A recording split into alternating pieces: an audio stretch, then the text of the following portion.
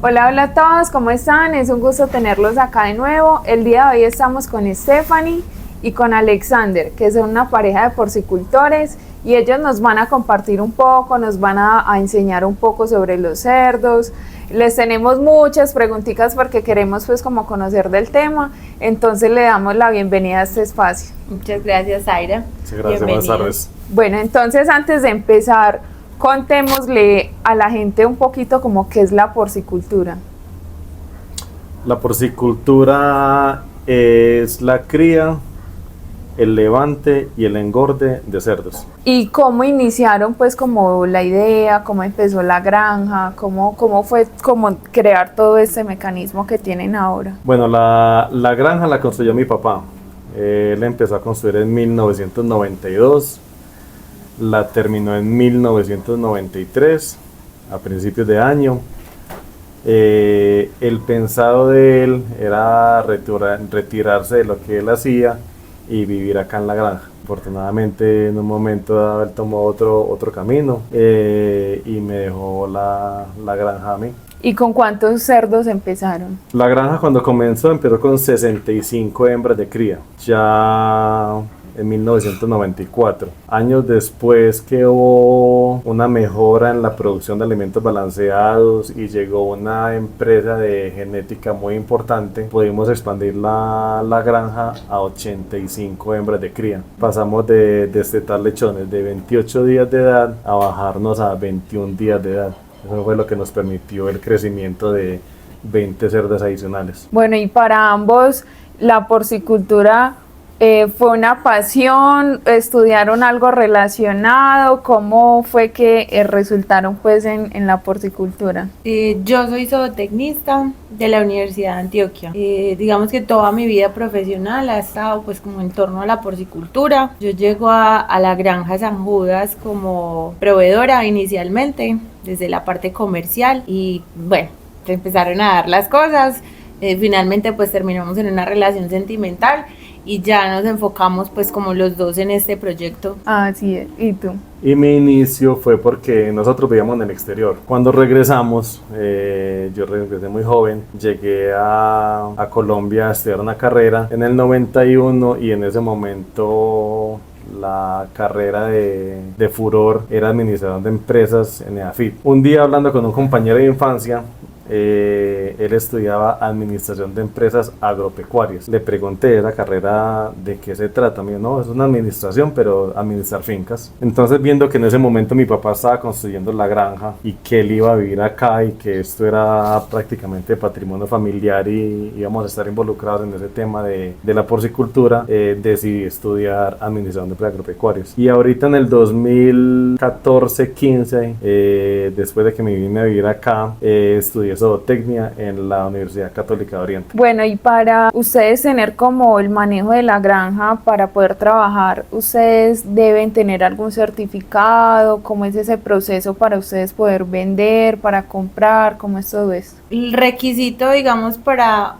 poder comercializar el cerdo y que sea beneficiado en planta, bajo toda la normatividad, es tener por lo menos un permiso sanitario, ¿cierto? Que lo expide el ICA. Hay varios requisitos, ¿cierto? Que la granja, digamos, se tenga esquemas de vacunación, ciertos protocolos, pues, como de manejo, y te dan ese permiso sanitario pues para poder beneficiar. Ya el paso a seguir, que es la certificación como tal de la granja, que en este momento estamos certificados, es una certificación que también expide el ICA. Es un poquito más rigurosa porque hay ciertos parámetros también que hay que cumplir, de protocolos y de manejo, ¿cierto? De bioseguridad, que expide ese certificado, que es en buenas prácticas ganaderas. En este caso, pues, ganaderas de ganado porcino. Sí. ¿Cierto? Pero el requisito básico es el permiso sanitario. Y tú nos contabas ahorita de lo de Porcolombia. Bueno, Porcolombia es el gremio de los porcicultores.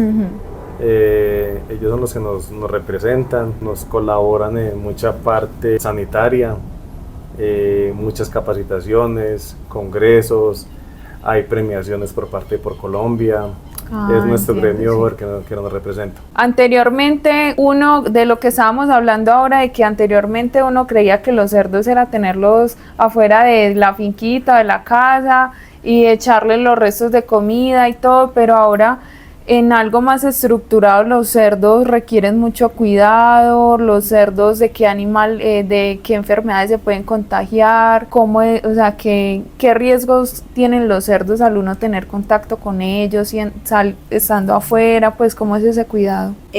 Pues básicamente el cerdo tiene sus enfermedades como especie, ¿cierto? Cada especie tiene unas enfermedades, digamos, endémicas.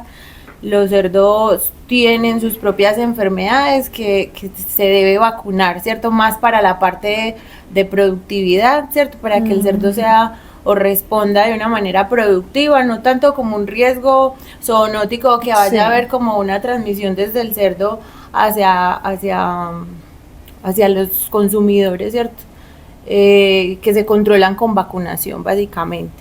Hay otras enfermedades, digamos, bacterianas o virales que también afectan productivamente al animal, pero no representan como ningún riesgo para la salud de los consumidores. Sí. Anteriormente el cerdo cargaba con un estigma de teniasis, de cisticercosis, que los gusanos y la cosa, pero era esa forma de producir la carne de cerdo. Ahora estamos hablando de una producción tecnificada, ¿cierto?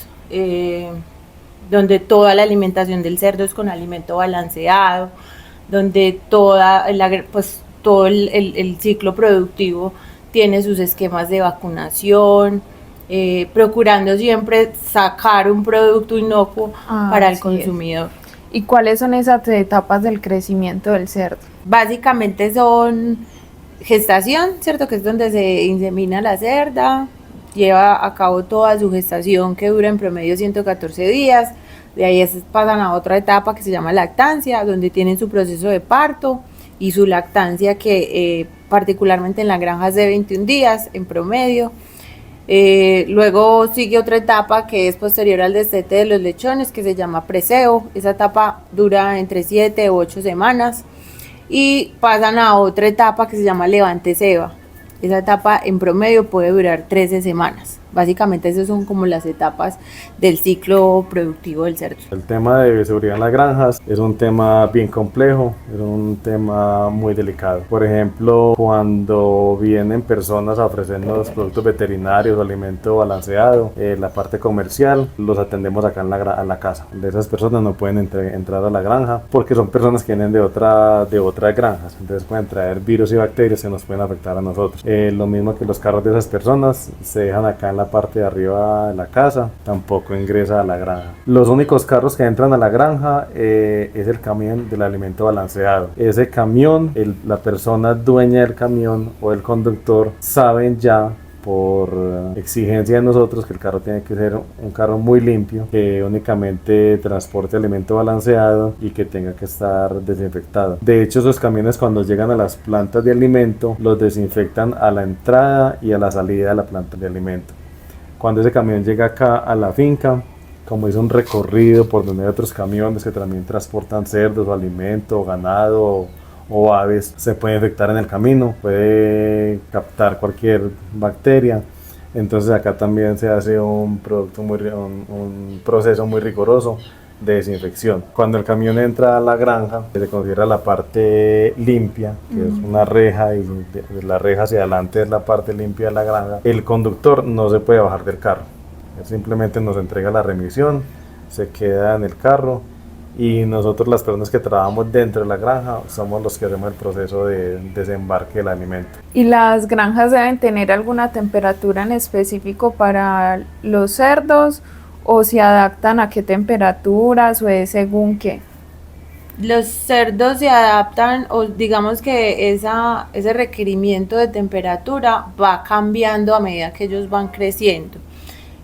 Los cerdos pequeñitos o los lechones recién nacidos tienen un requerimiento de temperatura más alto porque no son capaces de regular su temperatura esos primeros 4 o 5 días después del nacimiento. Entonces requieren una temperatura promedio de 30 a 32 grados centígrados. ¿sí? A medida que los cerdos van creciendo, pues van disminuyendo esos requerimientos de temperatura, pero se adapta, digamos, a cualquier piso climático. Encontramos ahora porcicultura tanto en clima cálido como en climas fríos, pero va a depender o digamos que se debe tener herramientas para poder garantizar un confort del animal. Si es en clima frío, pues vamos a tener que buscar herramientas de calefacción, ¿cierto? Para poder garantizar esa temperatura óptima. Y si es en clima cálido, pues ya entonces tendremos que buscar herramientas de ventilación o de extracción para mantenerlos, digamos, frescos y no los afecte de pronto ya una temperatura más elevada. En este momento, debido a la presión ambiental que hay en esta zona del país en clima frío, donde hay mucha gente que está viniendo de la ciudad a vivir a estos lados, específicamente en Guarne, donde estamos ubicados, hay una tendencia a que hacia el levante engorde, la etapa de levante engorde, que es la que más olores produce, se puede mover hacia clima cálido. De hecho, ya hay granjas en el Magdalena Medio, en Maceo, en Yolombó, en mucha parte de climas más cálidos, que es donde el animal de levante engorde se comporta muy bien también. Y es una ventaja muy grande para este tipo de fincas, porque van a tener ese abono, esa porquinaza que es tan buena para los pastos, que de hecho cambia el pH del suelo, prácticamente puede hacer salir las malezas y se va a ver una mayor producción de pasto para ganaderías. ¿Y las cerdas que tienen acá en la granja quedan preñadas naturalmente o utilizan inseminación? En este momento estamos utilizando inseminación artificial. Teníamos hasta el año pasado el semental o el berraco propio de la granja, ¿cierto? Que era un macho reproductor, donde su finalidad exclusiva era la donación de su semen, ¿cierto? Ese semen se diluye y se sacan varias dosis para inseminar varias cerdas, ¿cierto? Ya ahora las casas genéticas tienen un programa que se llama genética líquida, entonces no es necesario tener el macho en granja, sino que ellos venden la dosis de semen, como lo hacen en la ganadería, que tú compras una pajilla, sí, ¿cierto? Ahora se está, digamos, utilizando mucho en porcicultura ese tema de comprar el semen, comprar la genética y no tener el macho en la granja, ¿cierto? Porque digamos que es una renovación genética más lenta, es un macho que pues está, digamos, comiendo, tiene sus gastos de alojamiento, de manejo, mano de obra y eso, que se puede estar ahorrando uno en el tema de genética líquida. ¿Y cuánto dura la gestación de la cerda? Dura 114 días en promedio. Está tendiendo a durar más, ¿cierto? Por todo el mejoramiento genético que han sufrido todas estas líneas porcinas, ¿cierto? Son hembras hiperprolíficas que en una gestación pueden tener un número de crías muy grande, entonces está haciendo que la gestación se corra un poquito más a 115, 116 días en promedio. Va a depender mucho de la línea genética. ¿Y cómo se preparan ustedes como para ya el parto que tienen las cerdas acá en la granja? Bueno, la cerda ingresa a gestación de dos maneras. Una cerda entra como reemplazo, que es una hembra nueva, una hembra cero partos, ella ingresa al área de gestación. La otra forma de que una hembra entre a gestación es una hembra que se desteta, se le quitan los lechones, los lechones siguen hacia adelante a la etapa de precebos y la hembra de la lactancia regresa al edificio de gestación. Cuando se desteta la cerda, la que fue lactante, aproximadamente 5 o 6 días después de haberla destetado, ella entra en calor. Y las hembras de reemplazo también con un programa de una medicina que se les da para que se acaloren de manera paralela a las hembras destetas, también se inseminan. Las hembras permanecen en la etapa de gestación 109 días, hacen ese tiempo de gestación 109 días, Cuando otro grupo se desteta, entonces cambian de edificio, las destetas vuelven a gestación, las de gestación van a la lactancia, el otro donde van a hacer su parto 5 días antes. Están ahí para que se acoplen al medio ambiente, para que se cambian de alimentación, ya no es un alimento de gestación, sino que es un alimento de lactancia. Se bañan, cuando ellas salen de la etapa de su edificio que se llama gestación o de su galpón que se llama gestación, más o menos se sacan entre el día 109, 108 de gestación, para que terminen esa última semana ya en el área de parideras, que es un área que ya está acondicionada, donde está el espacio para ella, el espacio para sus bebés, con la fuente de calor que necesitan esos recién nacidos, ¿cierto? Digamos que ya esa semana todos estamos en pro de atender esos partos, ¿cierto? De supervisar, la idea es que ella para lo más natural posible, sin ningún tipo de intervención, pero hay casos, ¿cierto?, donde se presentan partos distóxicos y en ese caso tiene que haber una persona pendiente que la pueda, digamos, auxiliar o soportar, ayudar en ese proceso, y pues se debe tener toda la sala ya, digamos, que a una temperatura cálida para que el lechón no sufra ese cambio de temperatura brusco del nacimiento, pues ya pues en el momento de nacer. Todas las herramientas pues requeridas para el proceso del parto, que no sé, tijeras, alcohol para desinfectar ombligos y yodos y eso. ¿Y cuántos bebés en promedio están teniendo las cerditas? En este momento estamos en un promedio de nacidos vivos de 15.5, ¿cierto? Hablamos de nacidos vivos porque también en esas camadas pueden haber pérdidas, pueden haber lechones que nacieron muertos o que se momificaron, ¿cierto? Son lechones que nacen momia, llamamos a lechones momias, que se perdieron en algún tercio de la gestación y se deshidrataron, y no necesariamente se pierde toda la gestación, se pierde ese feto, se pierde ese sigue con el feto ahí, pero continúa el proceso de gestación. Y lechones que nacieron de pronto por un parto largo, un parto distóxico, murieron en el canal de parto. A eso le llamamos nacidos muertos. Pero nosotros sí estamos pendientes al momento del parto. La hembra nunca pare sola. La única manera que un animal pare solo es porque parió en las horas de la madrugada, que obviamente no estamos allá, pero ustedes ya saben pues en promedio ya qué día va a ser, más o menos.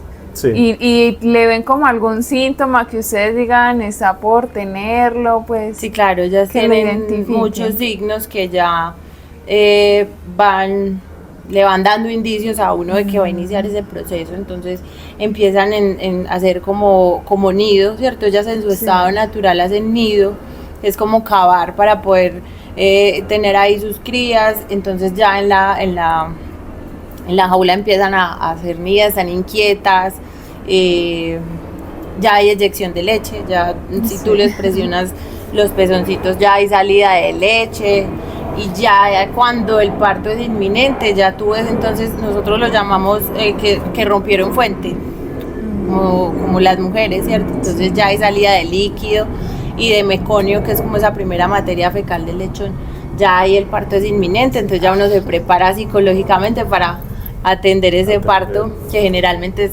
en horas de la noche. ¿Qué líneas de cerdo hay y cuáles manejan ustedes en la granja? Nosotros en este momento estamos trabajando con 2 líneas de cerdo. Hablamos de líneas de cerdo porque ya no se trabajan líneas puras, ya no se trabajan razas puras. Se llaman líneas de cerdos porque son cruces específicos diseñados, en nuestro caso, para producir un animal que va hacia el mercado final, hacia el consumidor final, carnicería como tal, consumo. En este momento estamos trabajando con 2 casas genéticas, una que se llama PIC, la PIC, y otra que se llama Dambret, que acaba de ingresar al país hace unos 2-3 años. Es una línea nueva y estamos trabajando con esas 2 casas matrices en este momento. ¿A los cuántos días se desteta un cerdito?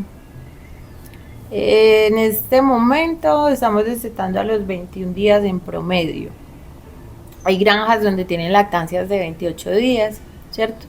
Pero digamos que eso implica tener más espacio, ¿cierto? Pero porque van a permanecer más en la etapa de lactancia. Pero aquí particularmente en la granja destetamos a los 21 días. Pero, perdón, Bueno, sí.